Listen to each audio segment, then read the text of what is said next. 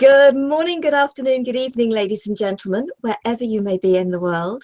I'm Sarah Jane. This is Gift of Healing TV. Welcome.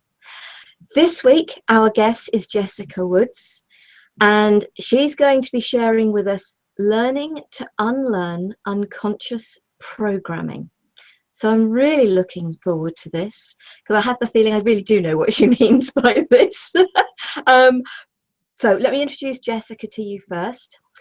Jessica Woods is a therapist and works with individuals to help them overcome a whole host of challenges.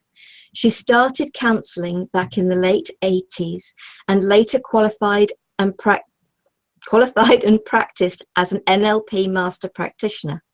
She has since developed her own therapy technique called Freefall therapy. As a young child, she was highly intuitive and has since used her psychic gifts to help and enable others to access their own natural state of wellness and personal power. Jessica is the founder of Freefall Therapy, a unique self-healing process which quickly accesses the hidden unconscious aspects of your inner self. Jessica runs innovative transformational workshops and seminars. Alongside, she continues her private practice, giving divine intuitive readings, energy alignments, and free-fall consultations. Jessica is passionate about empowering people to become conscious, effective agents of change in an ever-unfolding, expanding, and changing universe. Jessica, welcome, and I can actually say welcome back to the program. Thank you for joining us again. Yeah, well, lovely. Thank you very much, Sarah. I'm really pleased to be here again. It's yeah, it was about 5 weeks ago, wasn't it, when I did the meditation with you? And yeah, really good to be here this evening. So obviously this evening I'm going to be talking about a lot of things, and you've introduced me there beautifully, so thank you very much. This evening it's obviously an exercise that I'm going to be doing, but in fact I'm going to be doing a few different exercises, so it's going to be quite an interactive evening, so I thought that will make it hopefully very interesting for everyone who's joining us this evening. Yeah, so where do I want to start really? Where I'd like to start is over the years what I've realized is that a lot of us are in kind of complete denial actually about our emotions and our feelings, and probably like most people, I've read many books about positive thinking and how to change our thoughts, and if we could live the life that we desired and all those sort of things. But for me this was quite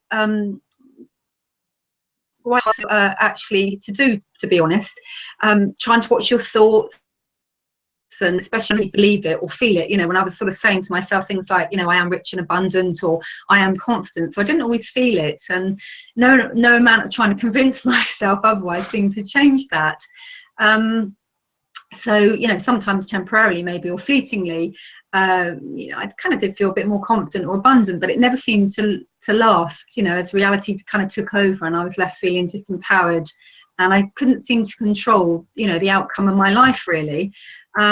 So it was it was because of all of that I decided, like probably like most of us, through sheer determination and perseverance, that I wasn't going to give up, and kind of like really kind of strongly and looking outside of myself, seeking answers from others. And a saying that always seems to stick with me is waiting for my ship to come in. And my granddad used to say that, and I have to say his ship never came in. So it's probably a combination of all of those things, that trying to rely on something outside of myself to feel abundant and happy, or more confident, and I just kind of thought, well, changing my thoughts isn't particularly going to do that.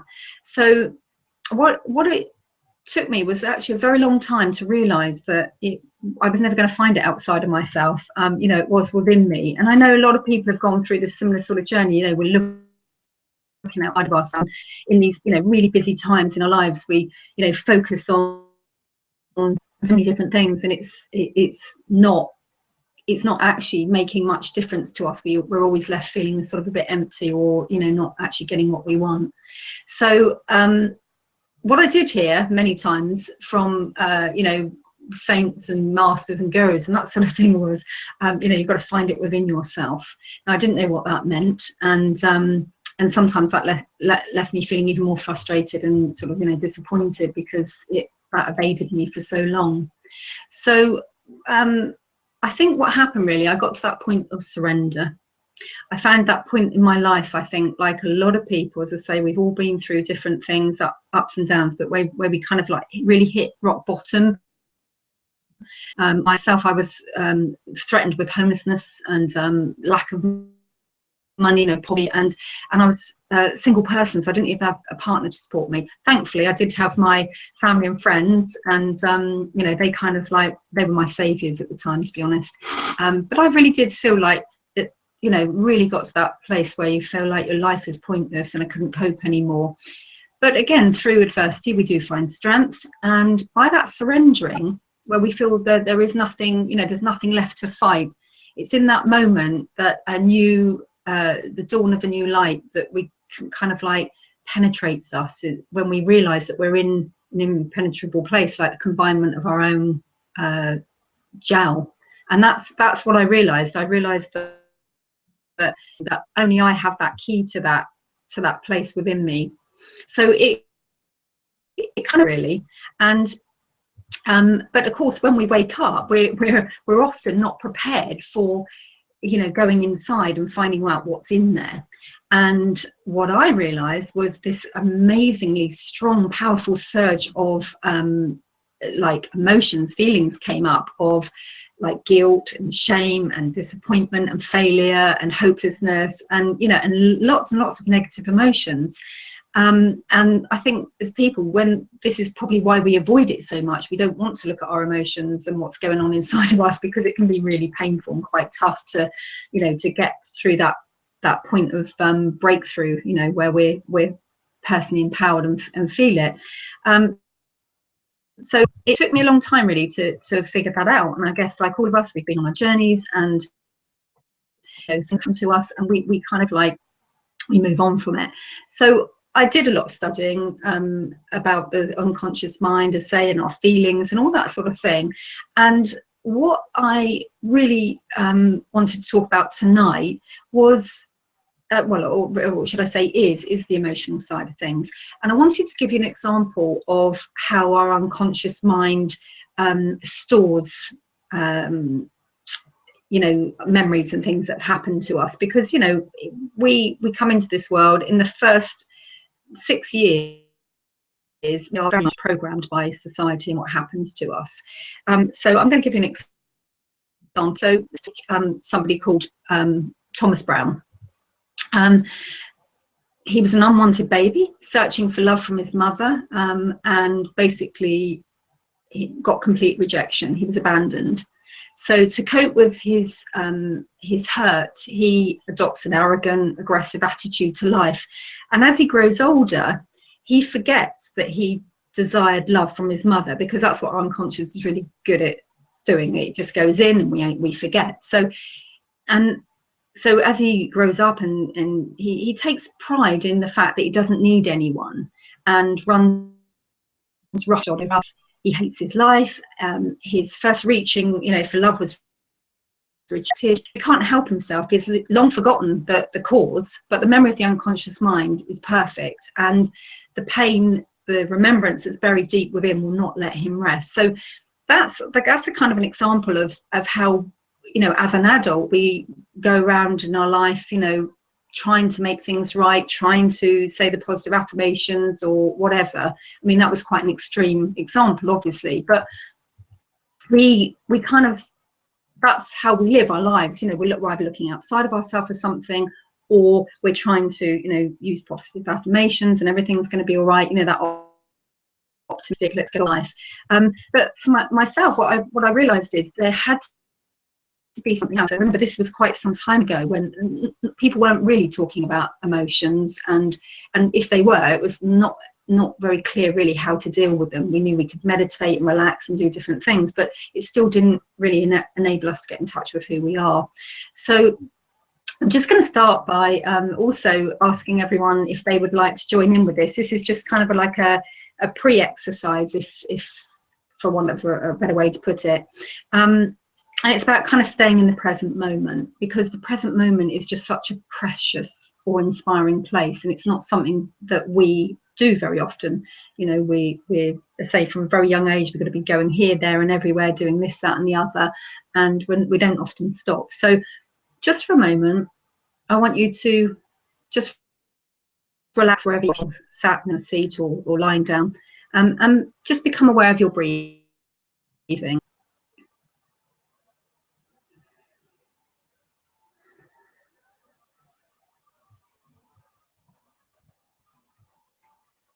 Just notice any sounds that you hear,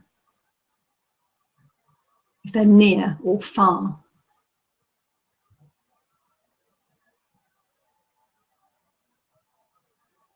Notice the feeling of whatever you are sat or lying on. Is it soft or hard?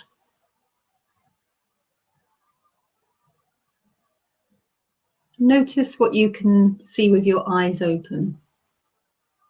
Perhaps colours or tones, anything in the forefront or in the background.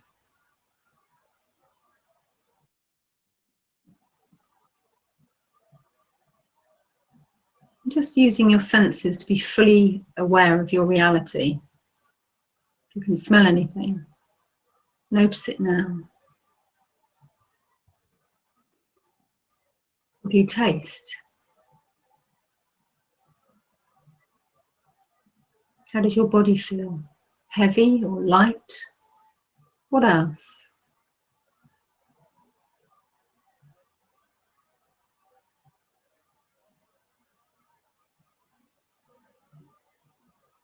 As you notice your body and the environments about you, how do you feel?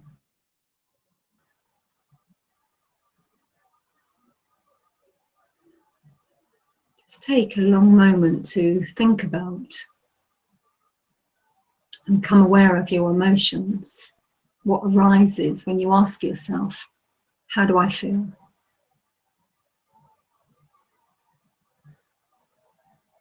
Are you happy or sad? Do you feel heavy or light? Just take a deep breath in and relax, and just notice what emotions you are feeling.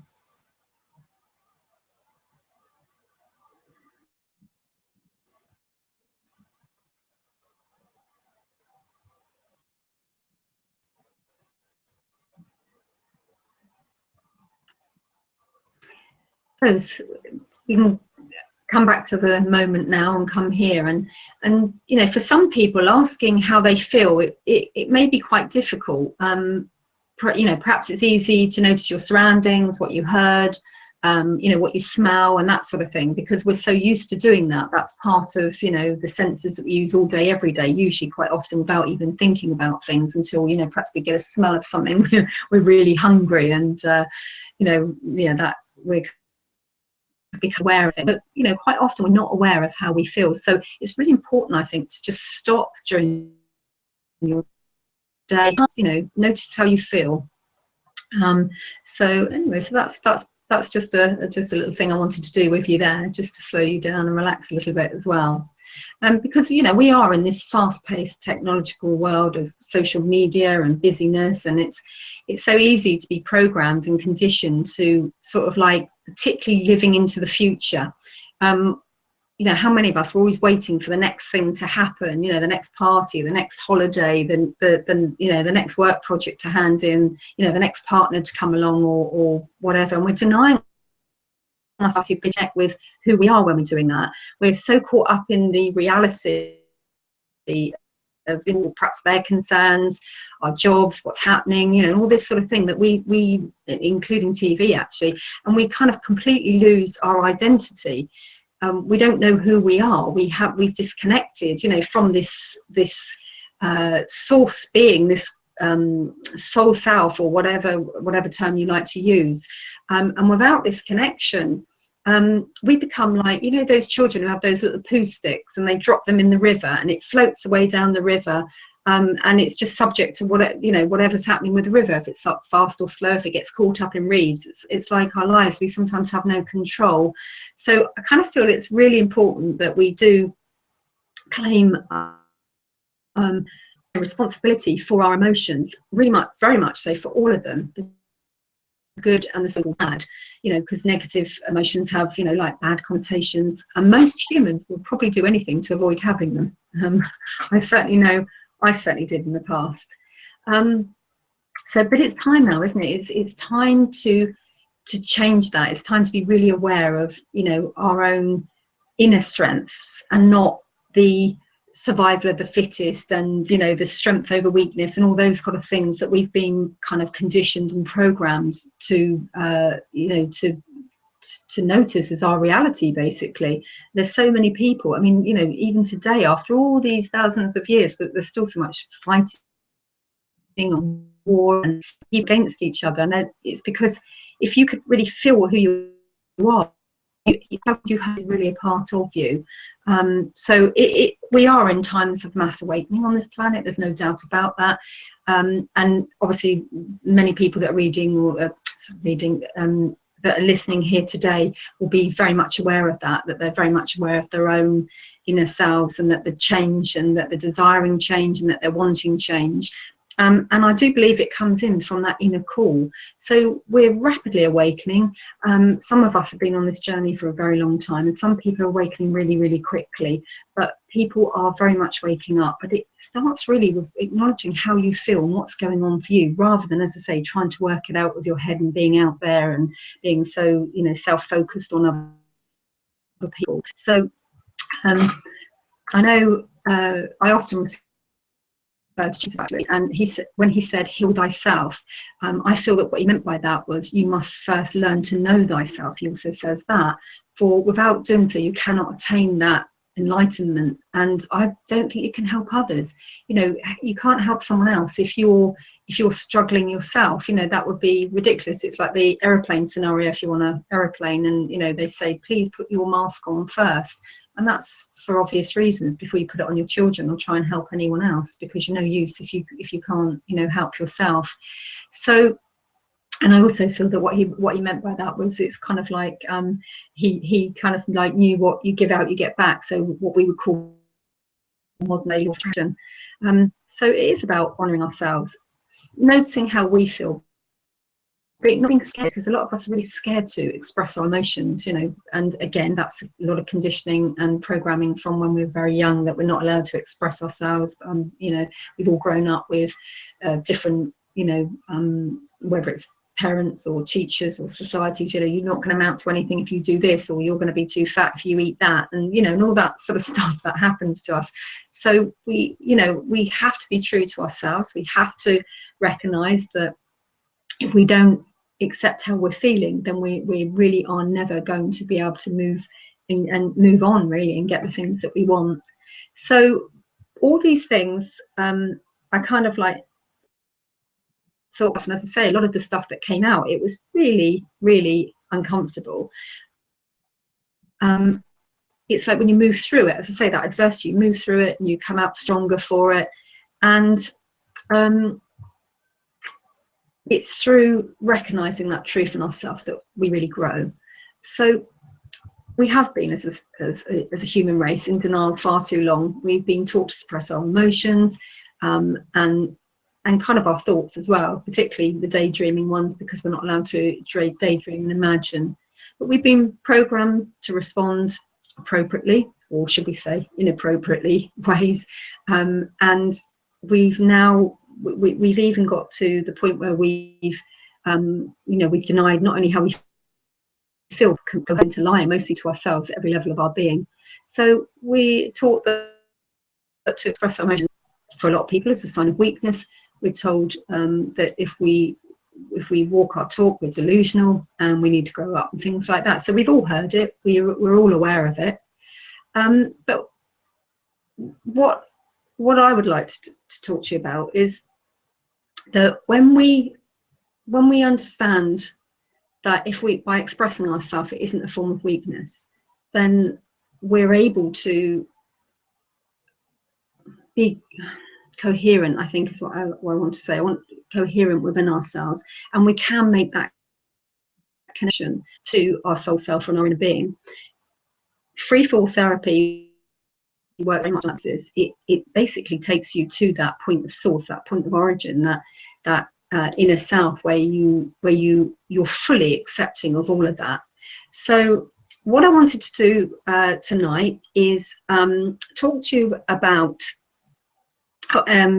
okay, I'm gonna actually say, imagine you wake up in the morning and you get the alarm doesn't go off, and you look at the alarm and think, oh my god, I'm going to be late for work. So you get up, you rush about, you bash about a bit, you're feeling very stressed, you're feeling really anxious, and you perhaps even imagining if you work in an office, for example, you're imagining this scenario of explaining to your boss why you were late, particularly as you know that there's a deadline on something when you get that.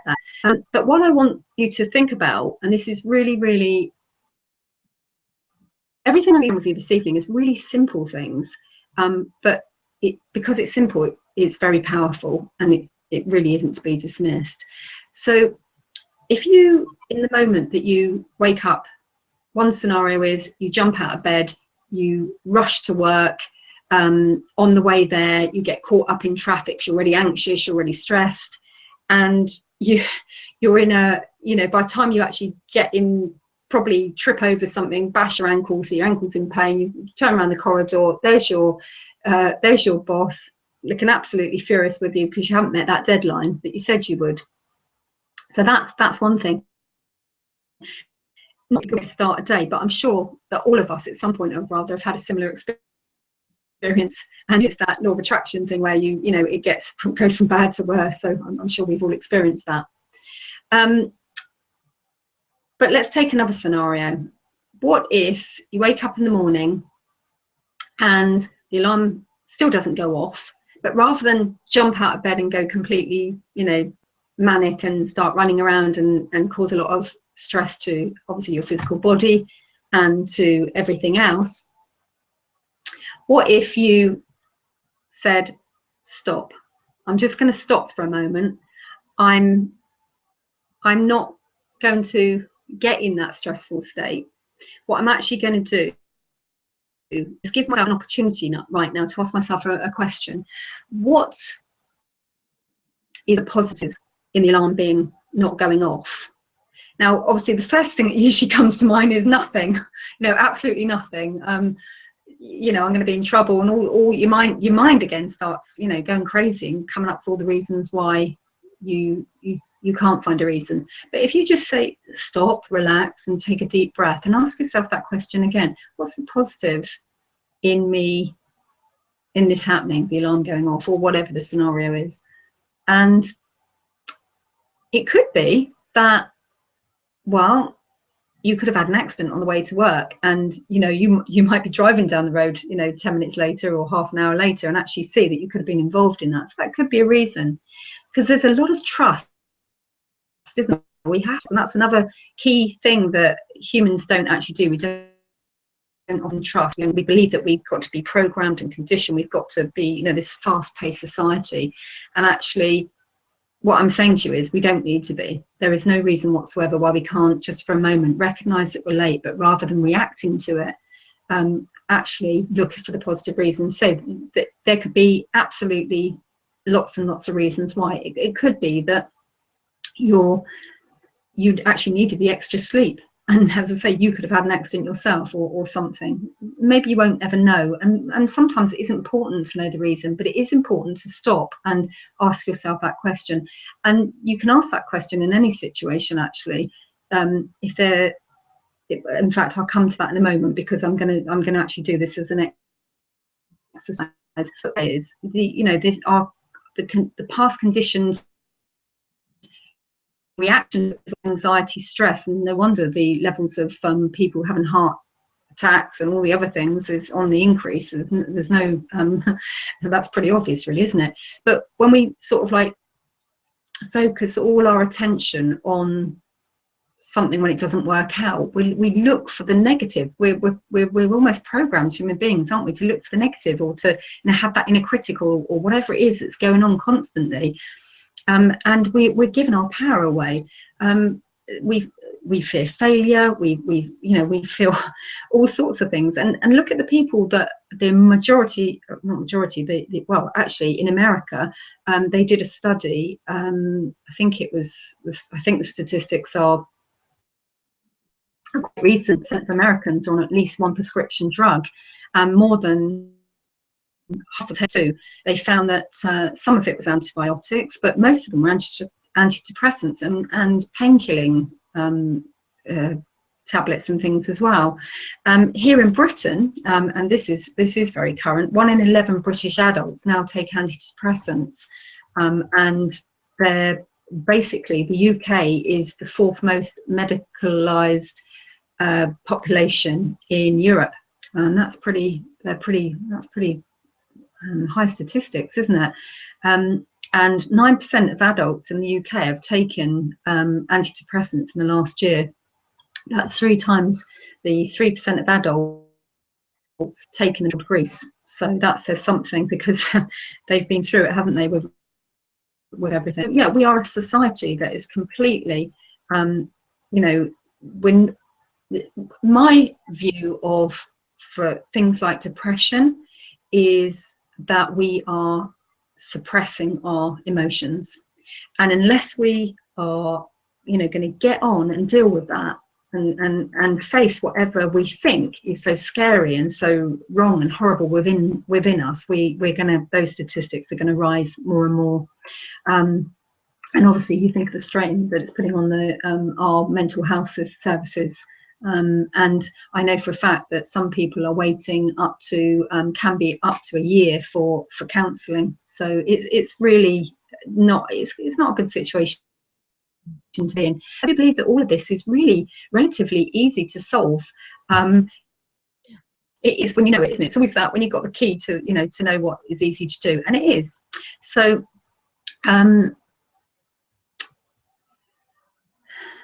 what else was I going to say to you in that respect? Well, what I think we'd like to do is I've given you the things, but so let's do a little bit of an exercise. Okay, this is really good, because any exercises that I'm showing you, they may come across as being simple. Don't underestimate them. They're really, really quite powerful, actually, even in a very subtle way. So let's imagine, as I said, that you wake up in the morning and you're not going to rush about, and you are asking yourself, how do I feel about this? What is the positive in this situation? It puts things into perspective, I think, when you realise that no one's going to die. Nothing bad can happen to you, but you can actually turn things around. So, and I think what's really important is you've got to remember that you always have a choice. You always have a choice, and you don't have to try and fathom everything out. When you're really in touch with your feelings, everything starts to flow anyway. You can really attract a lot of joy and happiness and positivity. So so it's a good thing to get into the habit of asking yourself questions on a regular basis, especially if you find yourself reacting to things and feeling stressed and fearful and that sort of thing. So so the exercise that I now want to share with you is something, all these exercises that I'm talking about this evening are things that I have discovered work for people. So it's not, as Sarah, you've said, I've worked with people, in counselling, NLP, life coaching, and various other different therapies, as well as obviously more recent in the last few years, the Freefall.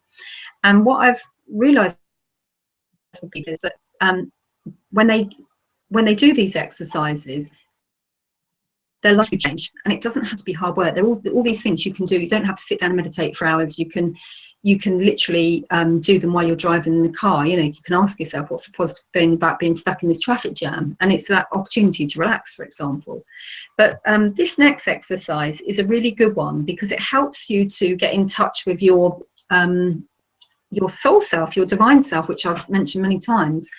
And when you're on track, basically, to your the now moment, as I said, without, you know, putting yourself in the future or trying to you know, reminisce about the past. Because when we're reminiscing about the past, we're past orientated, we have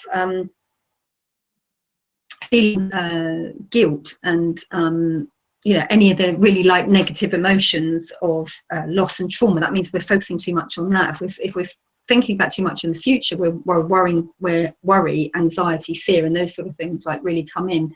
So these processes keep you in the now. They keep you in the moment. They ask you to ask yourself what is so important now kind of attitude. So one of the things is, let's take something else.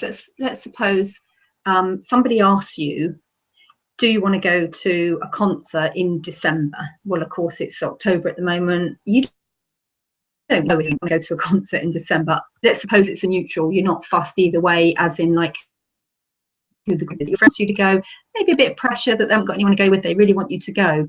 And what we often do is, humans, and I used to do it very much myself, is, oh yes, I'll go with you. And then afterwards, I think, why did I say that? We all had that one where we all go, why did I say that? Actually, I don't know if I really want to go. And we find ourselves there. And when we get there, because we have that attitude of, I don't really know if I want to go, why did I say yes? The evening is okay, but it's probably exactly what you thought it was going to be, just okay. So what I came up with, and I think this is brilliant, is it involves using both hands. So if somebody asks you, would you like to go to a concert in December? You say, we'll get back to you on that. And I would highly suggest you use that all the time with people, saying, well, can I get back to you on that? You know, if it's a phone call or whatever.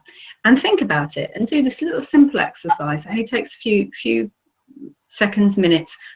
Put one hand out. You say, how do I feel if I think about going to that concert? So you've got out of the mind and you've gone into, how do I feel? And I say, some people can be difficult to feel, particularly if you're logical and analytical, and it may take a bit of practice.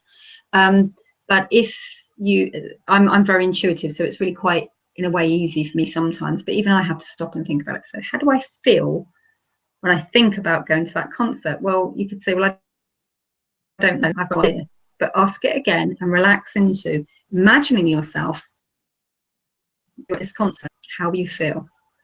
And quite often, one of the easiest things to do is notice that you feel heavy or light or something like that. And you go, okay, so I'm getting like a bit of a heavy feeling. Okay, if I could name that as an emotion, what would that emotion be? That emotion would be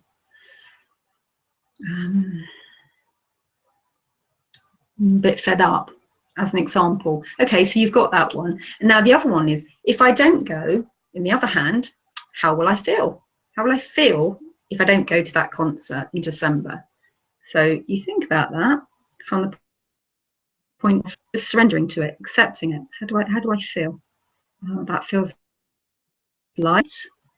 Actually, I get a good feeling. That's your answer. It's that simple. And what you're doing here is you're training yourself. You're training yourself to use your intuition. You're training yourself to get in touch with your emotions, which are the link, if you like, or the source to your soul, which knows exactly what your life's all about. It knows exactly where you're meant to be and what you're not meant to be doing. Yes, we have free will, so we kind of go along with it and make it all up and then get ourselves in trouble and go, why did I do that?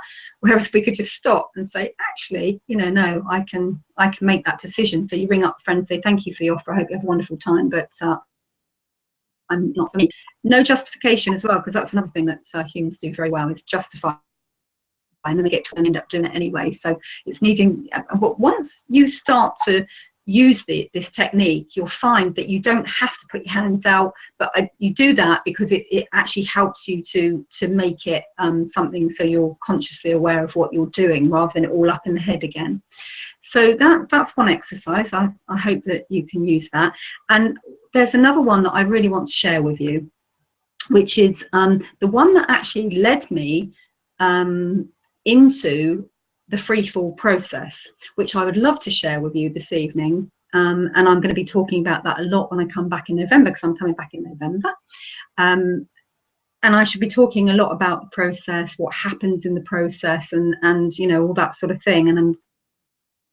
But it's not possible to do it with you here today. But this exercise that I'm about to share with you actually came about. It's like the short version, if you want to call it, of a Freefall process. So I'm going to share this one with you as well. So what I'm going to do is very briefly, I'm going to talk you through it first. So if you just listen, and then you can actually participate if you want to. And it's again, it's a very, very simple exercise, but really, really subtle and very powerful. So in a moment, I'm going to ask you to think about a particular subject or problem that you are currently experiencing that you would like to resolve or change. And when you've identified the area that you would like to change, you begin by asking yourself a simple question. And that question is, when I think about problem, whatever it is you've identified, or issue or whatever, how do I feel? Okay. So, and as I said previously, for some people it can be a bit of a challenge.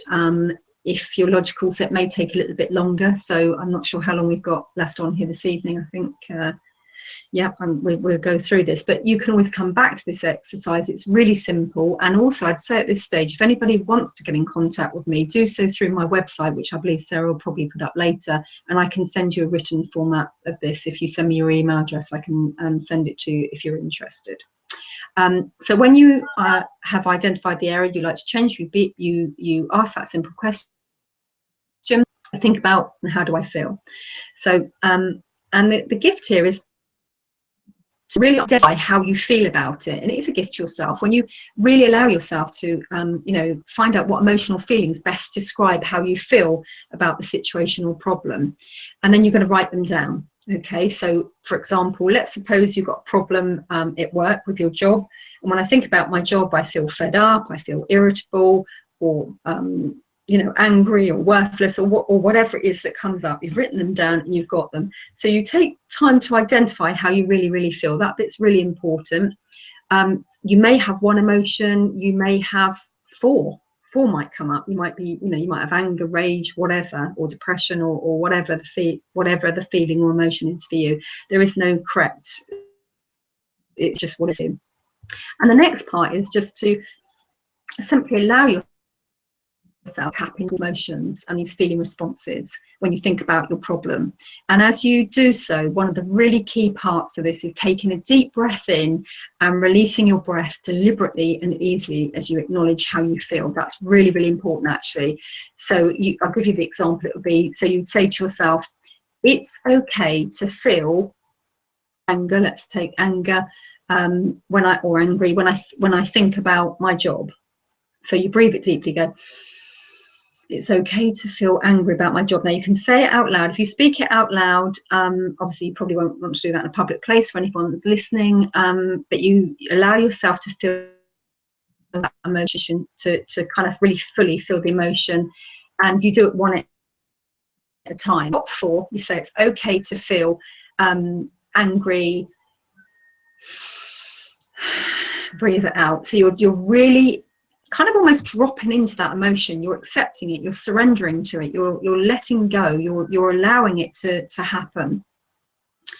And then you do that, you distract yourself. That's the next thing you do. So look around your room or something like that, and then you come back to it and you go, right, now how do I feel now when I think about whatever your problem is? How do I feel?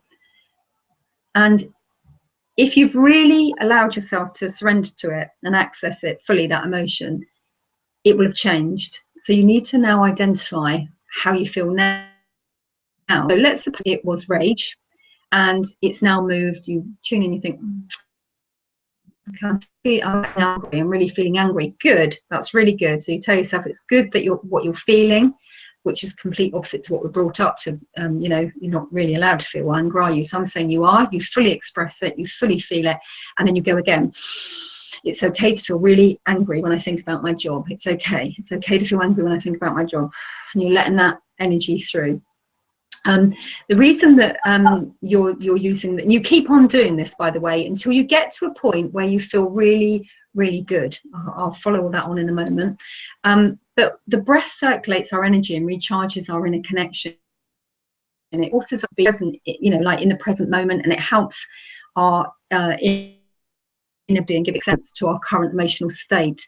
When we are in a state of inner acceptance, transformation can occur, and it's just that's what we're doing. That's what we're doing in this moment.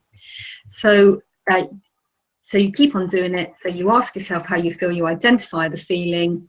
You then say it's okay, and breathe in and breathe out, and it's okay. And then you distract yourself, look around the room, then you go back and you ask yourself how you're feeling now. So for some of you, this process you could have maybe 4. You feel, you know, whatever, but what you're looking to get up to a place where you feel really, really happy. So this doesn't actually change the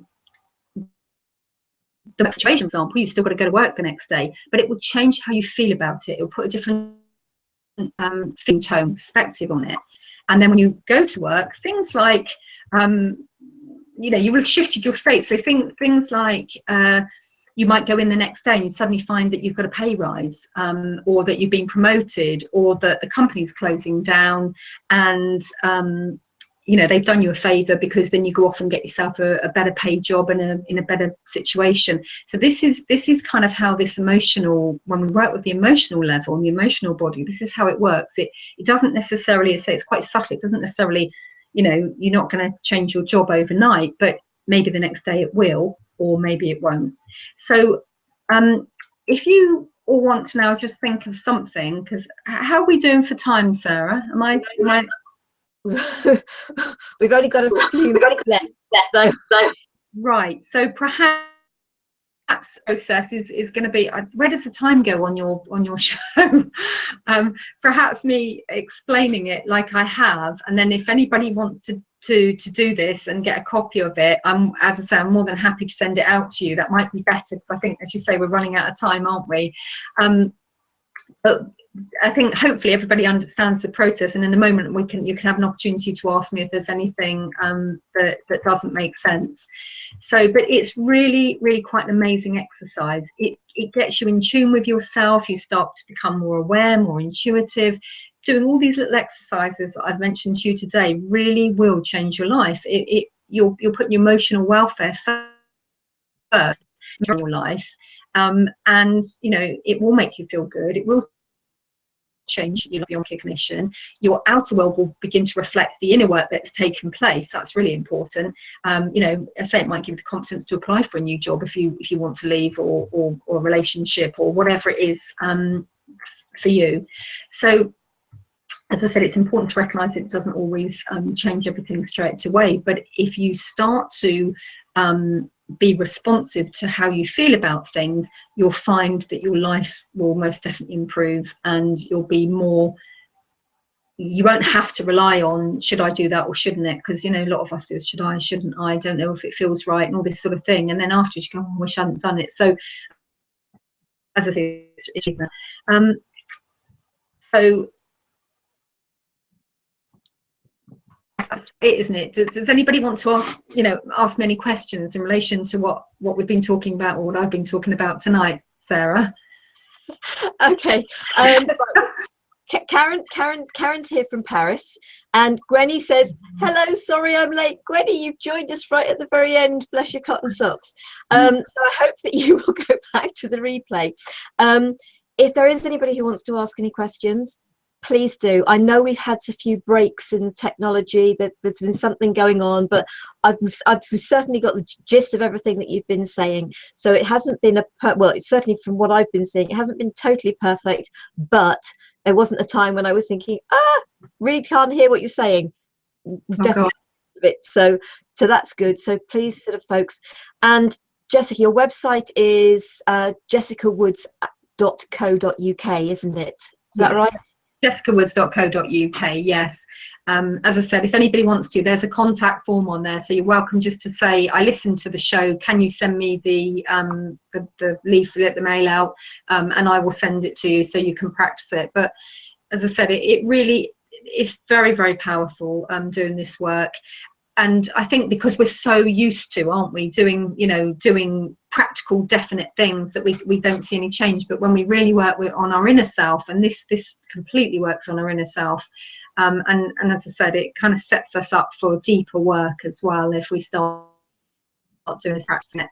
And empowerment, isn't it great to be empowered and say, no, I'm feeling it's right for me and I'm doing it because it feels good. So, and we can all do it. As I say, it doesn't matter. We all got different modalities of operating systems that work better for some and not for others, but we can all do this very simply and very easy, anytime, anywhere, and it doesn't take long. Yeah. No, it's brilliant. And it's realizing that there are some things that are actually outside your control. So let go of them. Don't get yourself stressed out about something there's nothing you can do about. And you're going to find that by being calm, that everything will go a lot more smoothly than if you're in a stressed state. But we've all been there. It's how we're all brought up. We watch everybody else around us get stressed, and then we think that's how we've got to be. Yeah, exactly. That's the way we think that's normal, but actually it's not normal. And we're very much awakening now, as I say, and we're beginning to really, take responsibility for ourselves, and we can only do that when we accept how we feel about things. It's never as scary as it might appear to be. And as I said, I've seen a lot of people for depression, and a lot of those people, it's just emotions that they're holding down that they feel they can't express because they're told they shouldn't for whatever reason. And then when they do, the relief and the changes to their lives are phenomenal, and it's just amazing to see. And I feel blessed to be a part of it all. So yeah. And I can relate to all of that. So, and most of us can, folks. If you're out there feeling, do they really know what I'm going through? The answer is, in our own ways, yes, we do. We've all been there. For those that are aware of my story, for those aware of Jessica's story, for those who are aware of practically the story of practically every guest I've had on the program, we've all got our stories. We've all been through something, whether it's health issues, losing everything, whatever. I've had people who've gone through the whole lot. We all have, and it's been the empowerment of that enables us to now be here to support you. And we haven't lost touch with what we went through, because we actually see it as a blessing. I don't know about you, but that's how I feel, Jessica. I totally agree, Sarah. It is, and again, when you start to use that, the what is the positive in this, you start to recognise that every so-called negative experience is actually, it's the opposite. It's there going, woohoo! Look at me! I've got this pain. I've got that person's being a pain. And you ask yourself, what is the positive in this? Why are they, why am I? And it will be something like, it's just reminding me what I don't want in my life, or who I'm not, or whatever. And then you can take action on it, or just be with it. And it's a wonderful thing. So absolutely a blessing. And when we turn that perspective and see it from the other way, we fully want to live it, and we become congruent in our lives, and everything flows, and life is very, very good. Can I just say one more thing before I forget, Sarah? I did want to say to your viewers that it doesn't matter when they're hearing it, but this will apply for 2016. If anybody wants to come along to any of my workshops, or wants to have a Freefall session with me or anything like that, I will be offering a discount if they use Gift of Healing TV as the code, if you want to call it that. And depending on what I'm doing, the discount will apply, but it would be a minimum of 10%, just so if they want to mention that.